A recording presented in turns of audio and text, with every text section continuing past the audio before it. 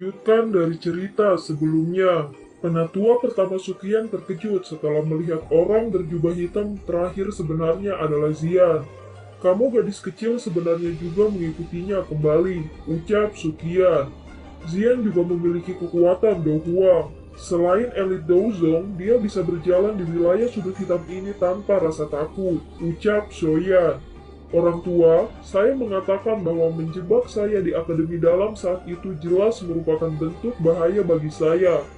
Jika Anda membiarkan saya keluar lebih awal, saya mungkin sudah menjadi elit Douzong sekarang, ucap Zian. Jangan membantah dariku.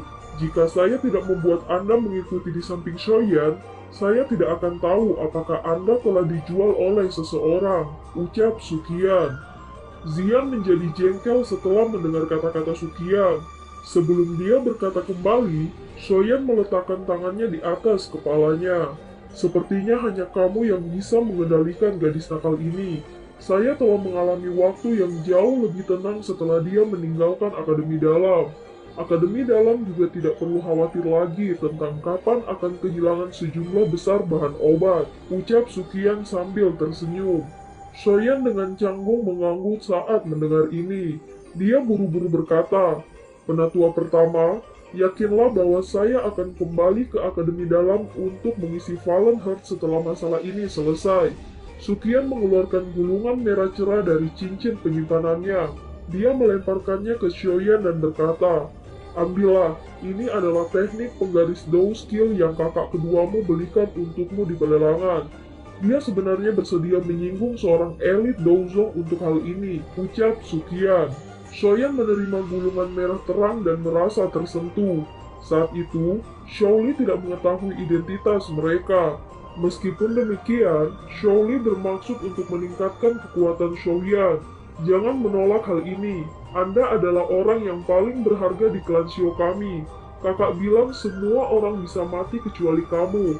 Anda harus hidup dengan baik dan cepat menjadi kuat. Kamu adalah satu-satunya yang memiliki kemampuan untuk menyelamatkan ayah dari Hall of Soul sialan itu. Ayo cepat lanjutkan untuk membicarakan hal penting. Apa alasanmu datang dan mencari kami? Ucap Xiaoli. Saya ingin mendapatkan air liur transformasi tubuh Bodhisattva. Temanku ini membutuhkan benda itu untuk menyelamatkan hidupnya. Ucap Shoyan. Bisakah Anda memberitahu kami apa yang terjadi? Ucap Sukian.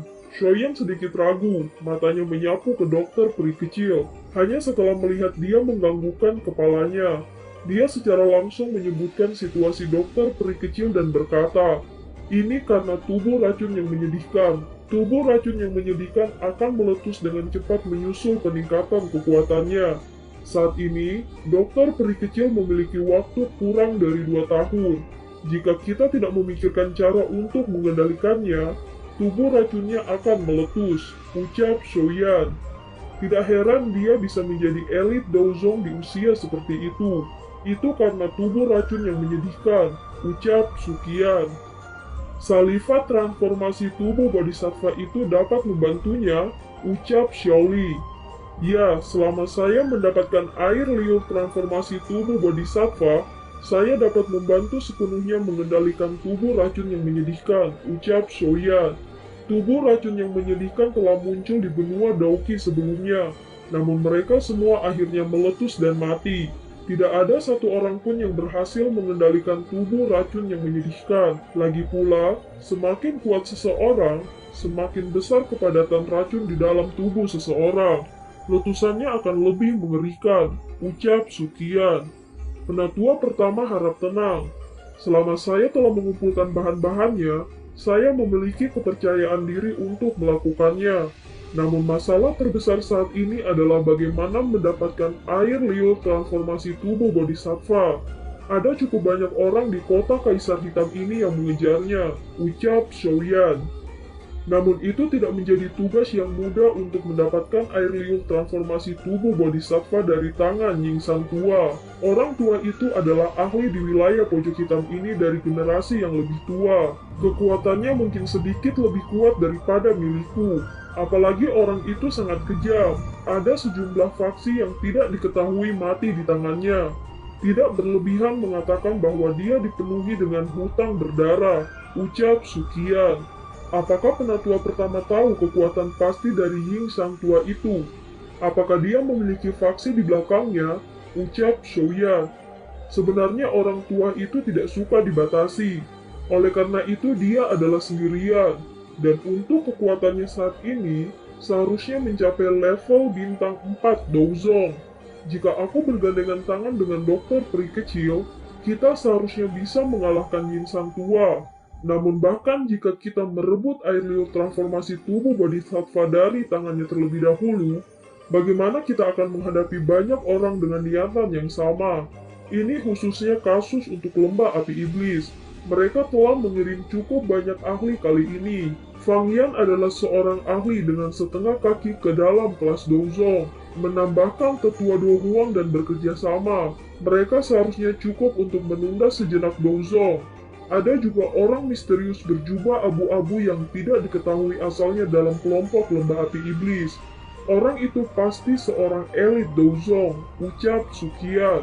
Apakah orang berjubah abu-abu itu kepala lembah api iblis? Tanya Shoyan. Tidak, kepala lembah api iblis saat ini sedang mundur. Terlebih lagi, aura orang tua itu benar-benar berbeda dari orang berjubah abu-abu ini. Karena itu mereka tidak bisa menjadi orang yang sama, ucap Sukian. Di mana lembah api iblis menemukan ahli seperti itu untuk membantu mereka, terlepas dari seberapa rendah profil yang dia pertahankan seorang elit Douzong. Rumornya pasti akan menyebar di wilayah pojok hitam, ucap Shoyan. Orang berjubah abu-abu ini tidak pernah mengungkapkan dirinya ketika dia bertarung dengan lembah api iblis di masa lalu. Kemungkinan dia baru bekerja sama dengan lembah api iblis baru-baru ini, ucap Sukian. Tidak peduli dari mana orang ini berasal, kita harus mendapatkan air liur transformasi tubuh Bodhisattva kali ini. Jika tidak, begitu Old Yingsan membawa benda itu ke pegunungan hutan kuno, kita bisa kehilangan jejaknya. Pada saat itu, kemana kita akan menemukan air liur transformasi tubuh Bodhisattva yang lain? Ucap Shoyan. Jika Anda benar-benar ingin menargetkan air liur transformasi tubuh Bodhisattva, saya menyarankan agar Anda tidak menjadi yang pertama bertindak. Saat ini, air liur transformasi tubuh Bodhisattva ini adalah barang yang panas.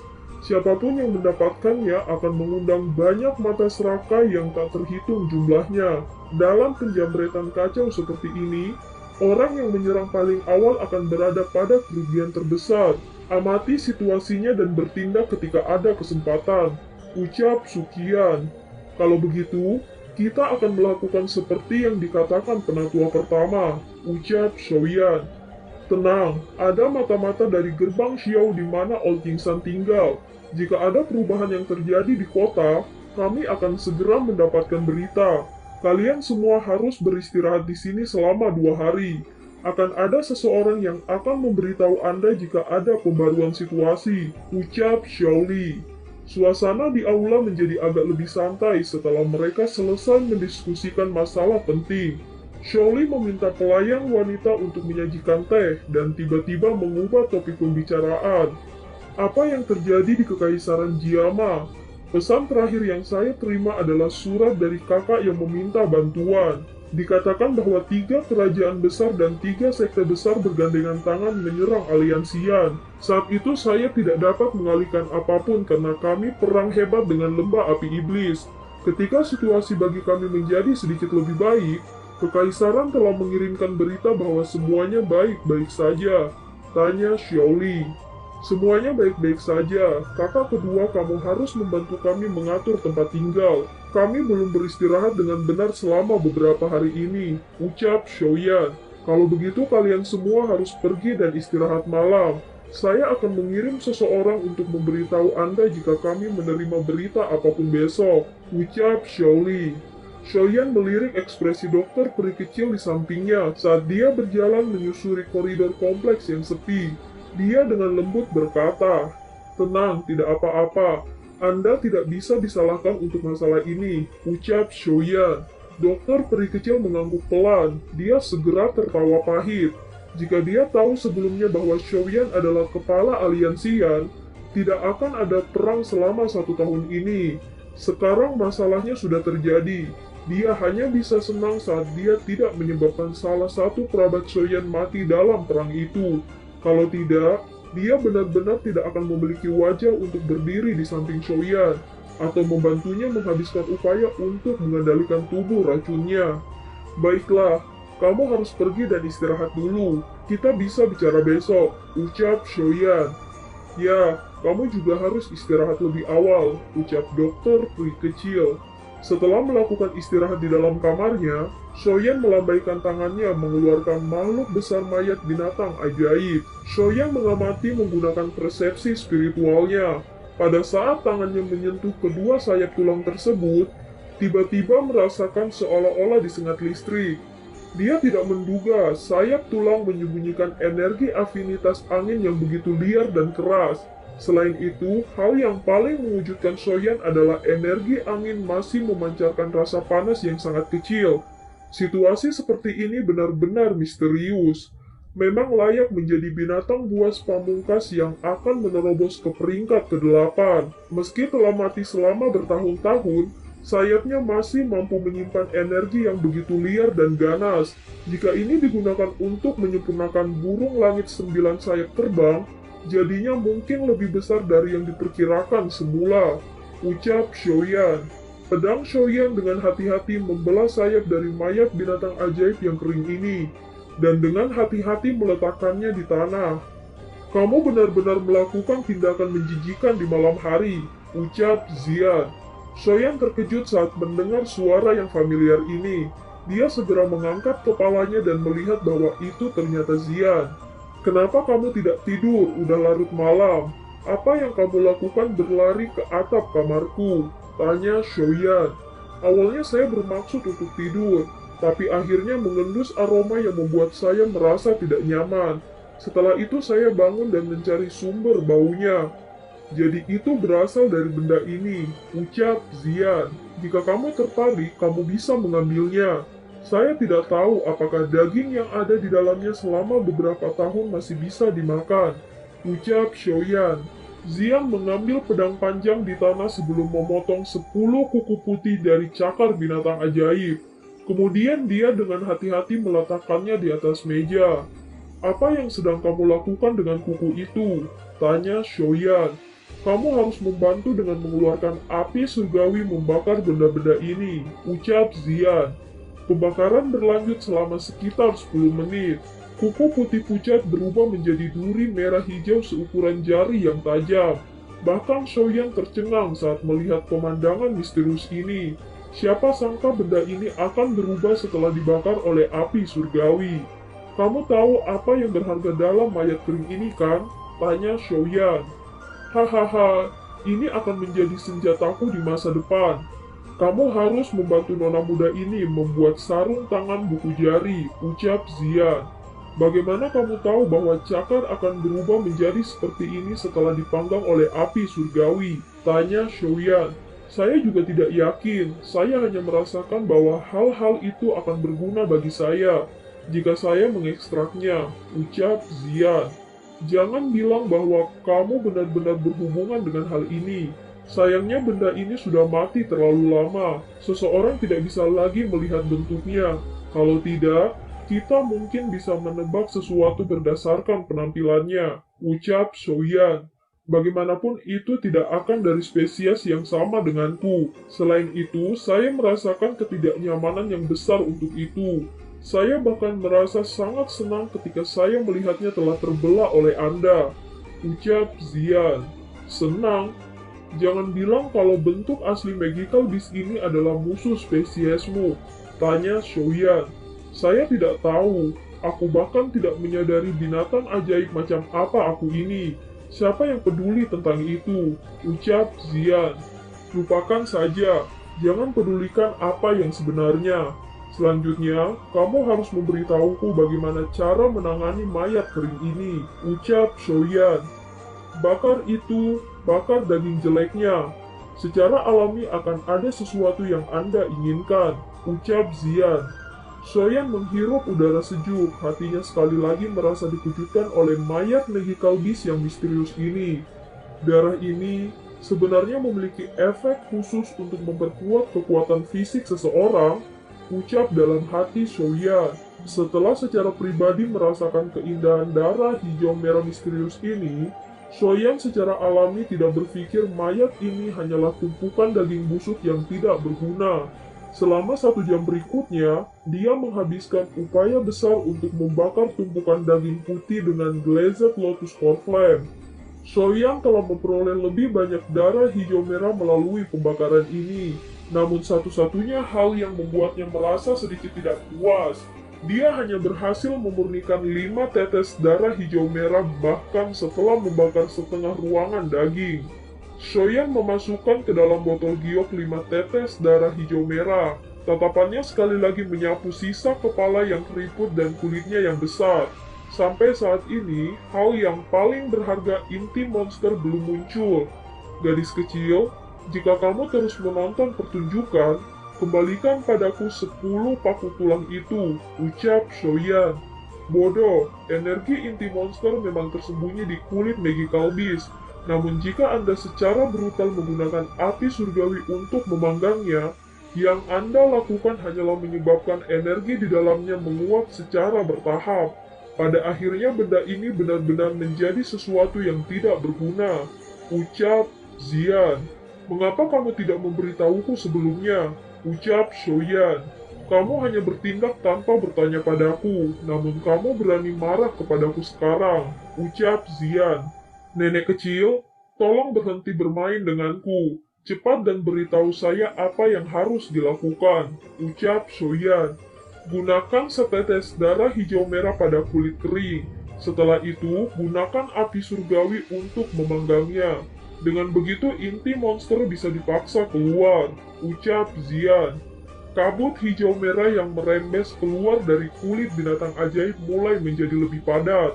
Mengikuti pembakaran intens api surgawi, riak energi agung mulai dirasakan lebih intens. Shoyan menekan energi yang bergejolak di dalam tubuhnya. Dia tiba-tiba berbalik hanya untuk melihat bahwa tubuh Xian telah dipenuhi lapisan cahaya ungu. Di bawah lapisan cahaya ungu yang aneh ini, bahkan Shoyan bisa merasakan sedikit aura berbahaya. Terlebih lagi, pupil matanya yang seperti permata juga menyembunyikan kilatan ungu. Dari kelihatannya, Xian menatap tajam ke arah gugusan hijau merah di udara. Sepertinya dia merasakan menghadapi musuh yang besar. Gugusan merah hijau itu meletus dengan tekanan energi yang sangat besar. Shoyan melambaikan lengan bajunya saat melihat perubahan mendadak ini. Lapisan api hijau giok muncul di depannya. Dia menyipitkan matanya dan memperhatikan tempat di mana cahaya yang kuat dipancarkan. Kristal berwarna hijau merah agak tidak rata ternyata tergantung di udara. Shoyan menatap kristal itu yang jelas mengandung energi yang sangat menakutkan. Apakah ini inti monsternya? Tanya Shoyan. Xian tiba-tiba menarik lengan Shoyan tepat saat dia menjadi linglung karena inti monster ini. Shoyan yang telah pulih langsung mengalihkan pandangannya dari inti monster core hijau merah ini. Dia segera menghela nafas dalam-dalam. Benda sialan ini dipenuhi dengan semacam sihir baik di dalam maupun di luar. Dia tidak tahu apa jenis binatang unik yang menakutkan itu sebelum mati. Dengan jentikan tangan Shoyan, sebuah kotak giok berwarna zamrud muncul di tangannya. Dia merasa sangat takut dengan inti monster ini. Oleh karena itu, Shoyan tidak berani sembarangan menyentuhnya. Dia membungkus inti monster menariknya ke dalam kotak giok. Itu hanyalah mayat, namun itu benar-benar membuatmu takut sejauh itu. Sungguh memalukan, ucap Xian. Baiklah, masalah ini sudah selesai. Anda juga harus kembali dan beristirahat. Ingat, jangan ceritakan apa yang terjadi malam ini kepada orang lain, ucap Shoyan. Dan film pun berakhir. Sampai jumpa!